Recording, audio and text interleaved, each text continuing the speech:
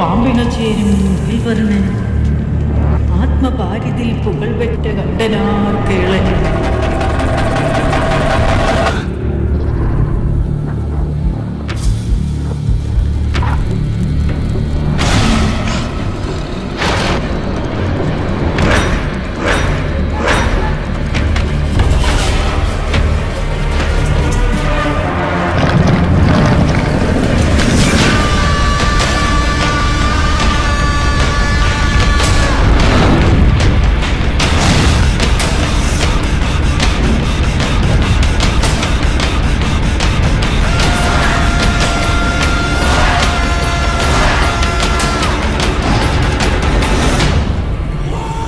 അഗ്നിയിൽ വീണുഴലും നേരത്തെന്ന് ആരുമില്ല സഖേ,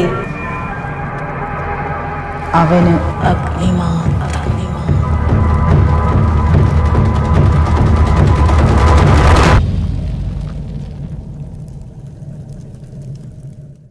എല്ലാ പ്രേക്ഷകർക്കും വേരുകളിലേക്ക് ഒരിക്കൽ കൂടി സ്വാഗതം. ഇന്ന് വേരുകൾ തോണിച്ചാലിലെ മലക്കാരി ക്ഷേത്രത്തിലാണ് എത്തിയിരിക്കുന്നത്. തോണിച്ചാലിലെ ഈ ആൽമര ചുവട്ടിൽ സർവർക്കും അനുഗ്രഹം ചൊരിഞ്ഞ് മലക്കാരി ദേവൻ കുടിയിരിക്കുന്നു എന്നാണ് വിശ്വാസം. മലക്കാരി ദേവനൊപ്പം പാർവതീദേവിയുടെ സാന്നിധ്യവുമുണ്ട്. മലക്കാരി ദേവൻ ഇവിടെ കുടിയിരുന്നതിനെ പറ്റിയും വ്യത്യസ്തമായ ഒരു കഥയുണ്ട്.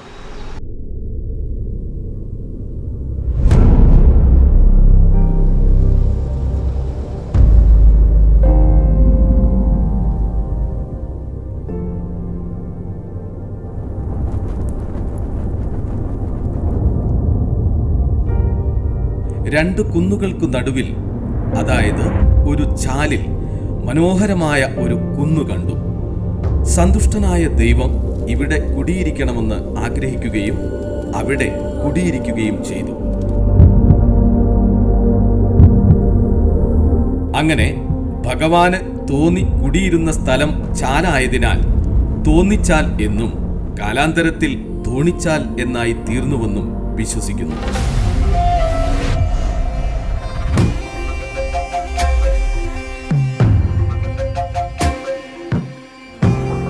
മലക്കാരി ദേവന്റെ ദിവ്യ ചൈതന്യം ഇവിടെ നിറഞ്ഞു നിൽക്കുന്നതായാണ് വിശ്വാസം. BC 3000-ൽ, അതായത് ഏകദേശം 5000 വർഷങ്ങൾക്കുമേൽ പഴക്കമുള്ള ക്ഷേത്രമാണ് തോണിച്ചാൽ ക്ഷേത്രം. മുമ്പ് പൂജയും വഴിപാടും ഒക്കെ ഉണ്ടായിരുന്ന ക്ഷേത്രം പ്രകൃതിക്ഷോഭത്താൽ നിരവധി വർഷങ്ങൾ തകർന്നു കിടന്നു.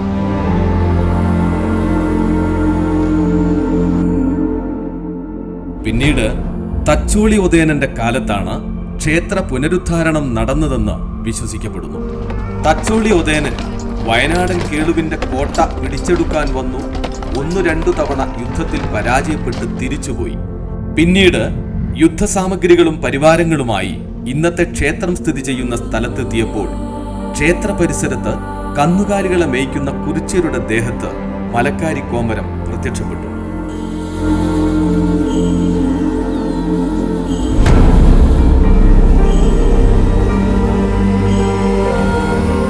വയനാടൻ കേളുവിന്റെ കോട്ട പിടിച്ചെടുക്കാൻ സമ്മതിക്കണമെന്ന് പ്രാർത്ഥിച്ചു.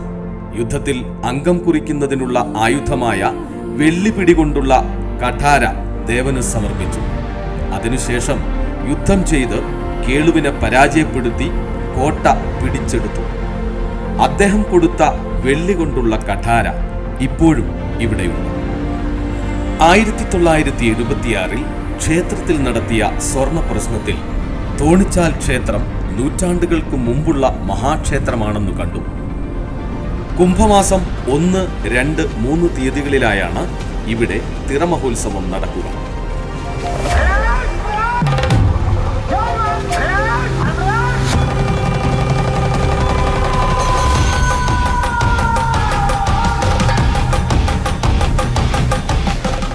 നായർ, കുറിച്യർ, കുറുമർ, പണിയർ, മലയൻ, മുന്നൂറ്റാൻ, അടിയർ, കാട്ടുനായ്ക്കർ തുടങ്ങിയ നാനാജാതി മതസ്ഥരും പങ്കെടുക്കുന്നതാണ് ഇവിടത്തെ തിറയുത്സവം. ഓരോ വിഭാഗങ്ങൾക്കും പ്രത്യേക ചടങ്ങുകളുമുണ്ട്. ക്ഷേത്രാചാരങ്ങളിലെല്ലാം അതിൻ്റെ പഴമയും തനിമയും ഇന്നും കാത്തുസൂക്ഷിക്കുന്നുമുണ്ട്. അപ്പോൾ നമ്മുടെ പൈതൃകവും സാംസ്കാരികമായിട്ടുള്ള കാര്യങ്ങളൊക്കെ ഇപ്പോഴും കാത്തു സൂക്ഷിക്കുന്നു എന്നുള്ളത് വളരെ സന്തോഷമുള്ള കാര്യമാണ്. ഈ ഉത്സവ പറമ്പിൽ വരുമ്പോൾ ഒരു പ്രത്യേക ഒരു എനർജിയാണ്. കാരണം ഇവിടെ കാണുന്നത് വലിയൊരു കൂട്ടായ്മയാണ്. ജാതി മതഭേദമില്ലാതെ വലിയവൻ ചെറിയവൻ എന്നുള്ള ഒരു വ്യത്യാസമില്ലാതെ എല്ലാവരും കൂടി ഒത്തുകൂടി മനസ്സ് തുറന്ന് സന്തോഷത്തോടെ കുറച്ചു നേരം അവരവരെ ബുദ്ധിമുട്ടുകളും ഒത്തുകൂടൊക്കെ മറക്കുന്ന ഒരു അന്തരീക്ഷമാണ് കാണുന്നത്. അത് നമ്മളിൽ കൂടി പകർന്ന് നമുക്കും കൂടി അത്തരത്തിലൊരു സമാധാനം കിട്ടുന്ന ഒരു അന്തരീക്ഷമാണ്. അപ്പോൾ ഇത് കാണാൻ വേണ്ടി തന്നെ വന്നതാണ്.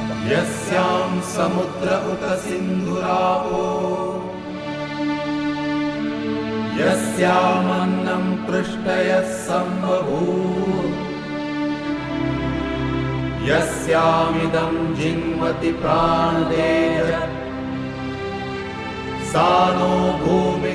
മലക്കാരി ക്ഷേത്രമെന്ന് കേട്ടാൽ ഭഗവതി ക്ഷേത്രമെന്ന് തോന്നുമെങ്കിലും പരമശിവന്റെ സങ്കല്പമാണ് മലക്കാരി, കുറിച്യരുടെ ആരാധനാമൂർത്തി.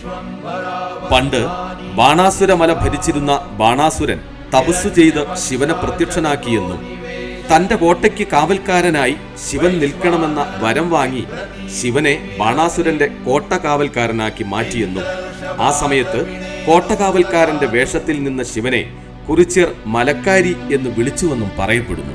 പിന്നീട് യുദ്ധത്തിൽ ശ്രീകൃഷ്ണൻ ബാണാസുരനെ തോൽപ്പിച്ചതോടെ മലക്കാരി എന്ന പരമശിവൻ മോചിതനായി തോണിച്ചാലിൽ കുടിയിരുന്നതായും ഐതിഹ്യമുണ്ട്.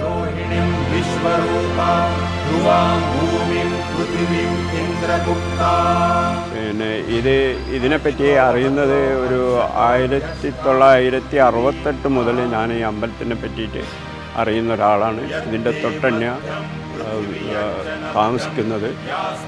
ഇവിടെ എല്ലാ സമുദായക്കാർക്കും പ്രവേശിക്കാൻ പറ്റുന്ന ഒരു ക്ഷേത്രമാണ്. ആദ്യമായിട്ട് ഇതൊരു തറയും ഒരു ആൽവൃക്ഷം മാത്രം ഉണ്ടായിരുന്നത്. ഇപ്പം ഞങ്ങളുടെ എല്ലാവരുടെ സഹായത്തോടു കൂടിയിട്ട് ഇത് നല്ലൊരു അമ്പലമാക്കി ഈ കഴിഞ്ഞ 26, അതായത് 2023 ഫെബ്രുവരി 26-നാണ് ഇതിൻ്റെ പുനഃപ്രതിഷ്ഠ നടന്നത്. അന്ന് എല്ലാവരും നമ്മുടെ ഡിസ്ട്രിക്ട് കളക്ടർ, മറ്റുള്ള ഡിസ്ട്രിക്ട് ജഡ്ജി എല്ലാവരും ഇവിടെ സന്നിഹിതരായിരുന്നു. വേണ്ട സഹായങ്ങളൊക്കെ ചെയ്തു. എല്ലാ വിഭാഗത്തിൽ നിന്നും നല്ല അനുഗ്രഹങ്ങളും സഹായങ്ങളും ഞങ്ങൾക്ക് കിട്ടിക്കൊണ്ടിരിക്കുന്നുണ്ട്. ഇത് വളരെ നല്ലൊരു ക്ഷേത്രമായിട്ട് പുരോഗമിക്കണം എന്നുള്ള ഒരു അഭിപ്രായത്തിൽ ഞങ്ങൾ മുന്നോട്ട് പോയിക്കൊണ്ടിരിക്കുകയാണ്.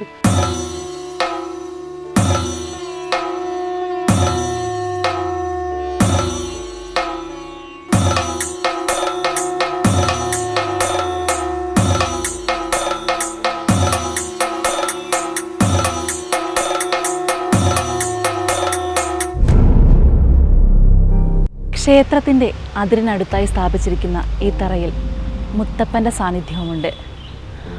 മുത്തപ്പൻ്റെ തറയിൽ നിന്നും അല്പം മാറി തന്നെ ഒരു നെഗലിൻ്റെ തറയുമുണ്ട്. ഉദയമംഗലം ധൈര്യവിനെയാണ് നെഗലായി സ്ഥാപിച്ചിരിക്കുന്നത്.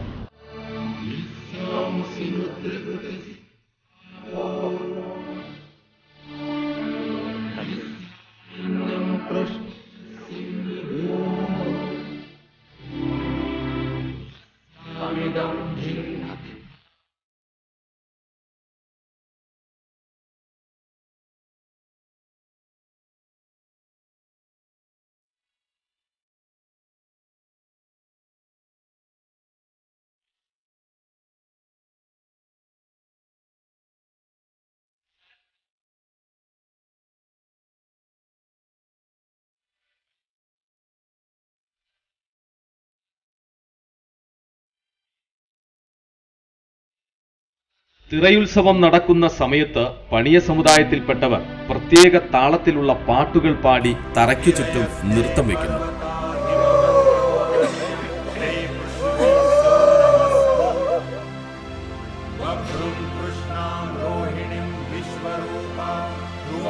ഇവർ തിറയുത്സവം തുടങ്ങുമ്പോൾ വന്ന് കഴകത്ത് താമസിച്ചാണ് മടങ്ങുക. വിറകുമായി തിരുവാഭരണത്തെ അനുഗമിച്ച് ക്ഷേത്രത്തിലേക്ക് എത്തിക്കാനാണ് ഇവരുടെ പ്രധാന അവകാശം. വിറകുകൾ ശേഖരിച്ച് കൂളിദൈവത്തെ കണ്ട് അനുഗ്രഹം വാങ്ങിയാണ് ഇവർ ക്ഷേത്രത്തിലെത്തുന്നത്. ഇവർക്കിടയിൽ ഒരു മൂപ്പനുമുണ്ടാകും. മരുമക്കത്തായം വഴി കിട്ടുന്നതാണ് മൂപ്പൻ എന്ന സ്ഥാനം. ഞാനിപ്പോൾ ഉള്ളത് ഉദയത്ത് കുറിച്ച തറവാട്ടിലാണ്. തോണിച്ചാൽ ക്ഷേത്രവുമായി വളരെ അടുത്ത ബന്ധമുള്ള ഒരു തറവാടാണ് ഒതയത്ത്. തോണിച്ചാൽ ഉത്സവത്തിന് സംബന്ധിച്ചുള്ള പല ചടങ്ങുകളും ഒതയത്തുമായി ബന്ധപ്പെട്ട് കിടക്കുന്നതാണ്. ഒതയത്ത് തറവാടിൻ്റെ തൊട്ട് മുറ്റത്തായിട്ട് തന്നെ നമുക്ക് നെഗലിൻ്റെ ഒരു പ്രതിഷ്ഠ കാണാം. അതായത് മുനിതകലാണ് ഇവിടെ പ്രതിഷ്ഠയായിട്ട് വെച്ചിരിക്കുന്നത്. അതിൻ്റെ തൊട്ടടുത്തായി തന്നെ നമ്മുടെ മലക്കാരി ദൈവം പോകുന്ന രഥം ഇവിടെ സൂക്ഷിച്ചിട്ടുണ്ട്. ആയുധങ്ങൾ, അതുപോലെ തന്നെ അമ്പും വില്ലും ഒക്കെ സൂക്ഷിച്ചിരിക്കുന്നത് ഒതയത്ത് തറവാടിൻ്റെ ഈ മുമ്പിൽ തന്നെയാണ്. മാത്രമല്ല, ഇപ്പം നമ്മുടെ ഉത്സവത്തിൻ്റെ സമയത്ത് ഇവിടെ വരുന്ന ആർക്കും ഇവിടെ ഭക്ഷണം ഒതയത്ത് തറവാടിൽ തന്നെ കൊടുക്കാറുണ്ട്. ഒതയത്ത് തറവാട് പണ്ട് വലിയൊരു കൂട്ടുകുടുംബമായിരുന്നെങ്കിലും ഇന്ന് പലരും പല വഴിക്കും പോയി. എങ്കിലും ഉത്സവ സമയത്ത് എല്ലാവരും തന്നെ ഇവിടെ വരികയും ഈ ഉത്സവത്തിൽ വളരെ സഹകരണത്തോടെ പങ്കെടുക്കുകയും ചെയ്യുന്നുണ്ട്. പിന്നെ ഇവർ കൂടുതലായിട്ട് ഇവിടെ ഒത്തുകൂടാറ് ഇവിടെയുള്ള ഈ കുടുംബത്തിൽപ്പെട്ട ആരുടെയെങ്കിലും കല്യാണ സമയത്തൊക്കെയാണ്. ആ കുടുംബത്തിലെ എത്ര പെൺകുട്ടികളായാലും ആൺകുട്ടികൾ അവരുടെയൊക്കെ കല്യാണം ഇവിടെ ഈ ഒരു മുറ്റത്ത് വെച്ചാണ് നടക്കാറ്.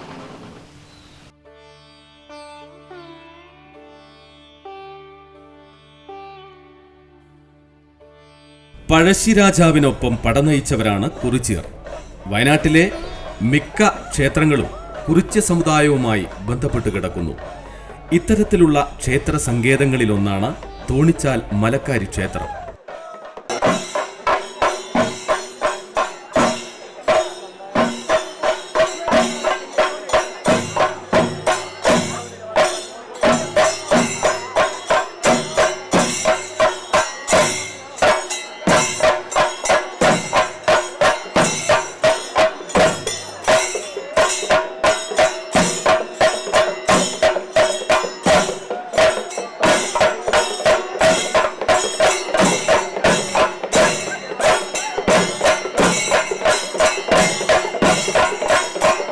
കന്നഡ പദങ്ങളായ കുറിയ അഥവാ മല, ചിയൻ അഥവാ ആളുകൾ എന്നീ പദങ്ങളിൽ നിന്നും മലയിൽ വസിക്കുന്നവർ എന്ന അർത്ഥത്തിൽ കുറിച്യൻ അഥവാ കുറിച്യർ എന്ന പദം രൂപപ്പെട്ടു എന്നാണ് വിശ്വാസം. എന്നാൽ കുറിച്യർ എന്ന പേർ പഴശ്ശിരാജാവ് നൽകിയതാണെന്നും പറയപ്പെടുന്നു. പഴശ്ശിക്കലാപത്തിൽ പഴശ്ശിരാജാവിനോടൊപ്പം നിന്ന് പോരാടിയവരാണ് കുറിച്യരും നേതാവ് തലയ്ക്കൽ ചന്തു. മകരമാസം 15-ാം തീയതി കഴകം ചെത്തുക എന്ന ചടങ്ങോടെയാണ് തോണിച്ചാൽ ഉത്സവം ആരംഭിക്കുക. കുറിച്യ സമുദായക്കാരുടെ അവകാശമാണിത്.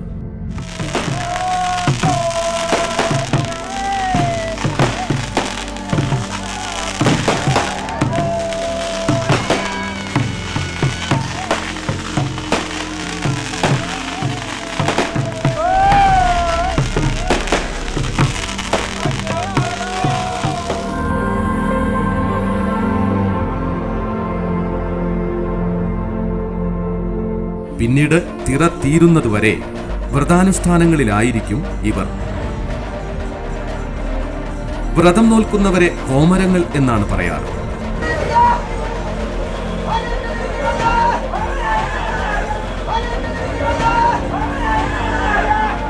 വ്രതം അനുഷ്ഠിക്കുന്നവർക്കുള്ള ഭക്ഷണം ഒതയോത്ത് തറവാട്ടിലാണ് ഒരുക്കുക. ഉത്സവം നടക്കുന്ന ദിവസങ്ങളിൽ എത്തുന്നവർക്ക് ഒതയോത്ത് തറവാട്ടിൽ ഭക്ഷണം നൽകുന്ന പതിവുമുണ്ട്. തോണിച്ചാൽ മലക്കാരി ക്ഷേത്രത്തിൽ ഉത്സവം തുടങ്ങുന്നതിന് മുന്നോടിയായി കത്തിന വെടി മുഴങ്ങും. ഒതയോത്ത് തറവാട്ടിലെ കാരണവരുടെ സമ്മതത്തോടെയാണ് ഉത്സവം തുടങ്ങുക. പ്രധാന ചടങ്ങായ കുംഭം നിറയ്ക്കുന്നതും ഒതയോത്ത് തറവാട്ടിൽ നിന്നാണ്. ഒതയോത്ത് കൊട്ടിൽ താമസിക്കുന്ന മുനിയാണ് കൊട്ടിൽ കാരണവർ എന്നറിയപ്പെടുന്ന ഒതയമംഗലം കൊപ്പി. ഈ നെഗലായ കാരണവർക്ക് തറവാട്ടിലെ കാര്യങ്ങളുടെ നിയന്ത്രണങ്ങളാണ് ഉള്ളത്. മരുമകനായ ഉദയമംഗലം ദാരപ്പൻ നെഗലിനു ഭക്ഷണ കാര്യങ്ങളുടെ നിയന്ത്രണം ഏറ്റെടുക്കുന്നു. നാള്, കോള്, തിറയുത്സവങ്ങൾ എന്നിവയുടെ പൂർണ്ണ നിയന്ത്രണം ഉദയമംഗലം ദൈരുവിനാണ്. പാടുകാണി കുങ്കൻ നെഗലും ഉദയമംഗലം ദൈരു നെഗലും ഒത്തുചേർന്നാണ് തിറയുത്സവം നടത്തുക. മൺമറഞ്ഞ വീരാത്മാക്കളാണ് നെഗൽ. കുറിച്യ സമുദായക്കാരുടെ ഒരു സങ്കല്പവും കൂടിയാണ് നെഗൽ. മരിച്ചുപോയവരെല്ലാം നെഗലുകളാകുന്നില്ല, വീരന്മാരെന്നും പറയപ്പെടുന്നവരാണ് നെഗലുകൾ. ഒതയോത്ത് തറവാട്ടിൽ 3 നെഗലുകളുണ്ട്. ഒതയോത്ത് തറവാട്ടിൽ വെച്ചാണ് തിരുവാഭരണം വൃത്തിയാക്കുന്നതും. അങ്ങനെ ഒതയോത്ത് തറവാടും മലക്കാരി ക്ഷേത്രവും തമ്മിൽ വളരെ അടുത്ത ബന്ധമുണ്ട്. ഉപദൈവങ്ങളെ ആവാഹിച്ച് പ്രധാന ക്ഷേത്രത്തിലേക്ക് വരുന്ന ഒരു ചടങ്ങുണ്ട്. കുളിച്ച് ശുദ്ധി വരുത്തി വ്രതമെടുക്കുന്ന കുറിച്യ സമുദായക്കാർക്ക് ദൈവം കയറും. കൈകൾ കൂപ്പി പുറകിൽ നിന്നും ഓ ഹോയ് എന്ന ശബ്ദത്തോടെയാണ് ദേവതയെ വിളിക്കുന്നത്.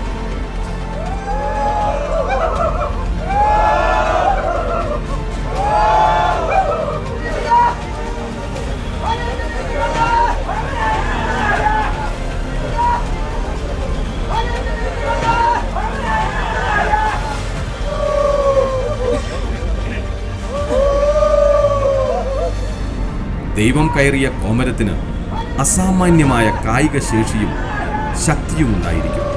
ദൈവം ദേഹത്ത് പ്രവേശിക്കുന്നില്ലെങ്കിൽ പരിഭവങ്ങൾ പറഞ്ഞ് ഒടുവിൽ ദൈവം കയറുകയും ആയുധങ്ങളുമായി പ്രദക്ഷിണം വയ്ക്കുകയും ചെയ്യും. ദൈവത്തിന്റെ കൂടെയുള്ള കാര്യസ്ഥന്മാരാണ് പുറംകാലന്മാർ. മലക്കാരിക്ക് 70 പുറംകാലന്മാരുണ്ട്.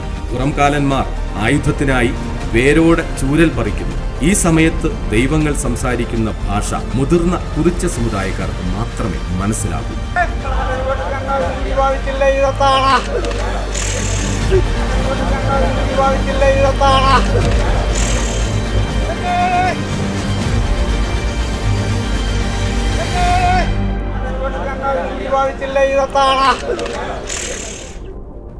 തോണിച്ചാൽ ക്ഷേത്ര ചരിത്രവും ഒതേത്ത് തറവാടുമാണ് ഈ ആഴ്ച വേരുകളിൽ പരിചയപ്പെട്ടത്. തോണിച്ചാൽ അമ്പലത്തിലെ വിശേഷങ്ങൾ ഇനിയും അവസാനിക്കുന്നില്ല. അടുത്തയാഴ്ച വീണ്ടും കാണാം.